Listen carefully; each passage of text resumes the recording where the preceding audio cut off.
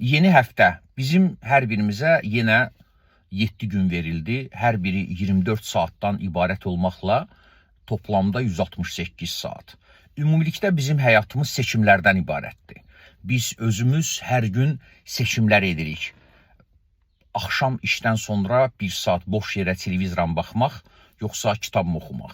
1 saat axşam evdə olarkən boş yerə sosial mediada zaman mı öldürmək, yoxsa xarici dil mi öyrənmək. Amma həyatın olduqca sərt və dəqiq, sadə qaydaları var. Mütləq bir həqiqətdir ki, biz hər birimiz, mən də daxil olmaqla, bütün seçimlərimizin və aldığımız qərarların, atdığımız addımların 3 il, 5 il sonra hesabını ödəyəcəyik və ya mükafatını alacağıq.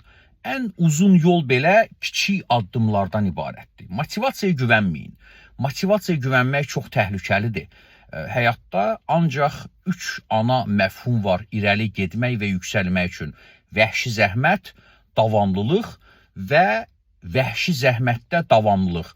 Ona görə mən hesab edirəm ki, biz çox da motivasiyaya güvənmədən böyük məqsədlərə, iddialara, xəyallara biz özümüzə acımadan, özümüzə yazığımız gəlməməlidir.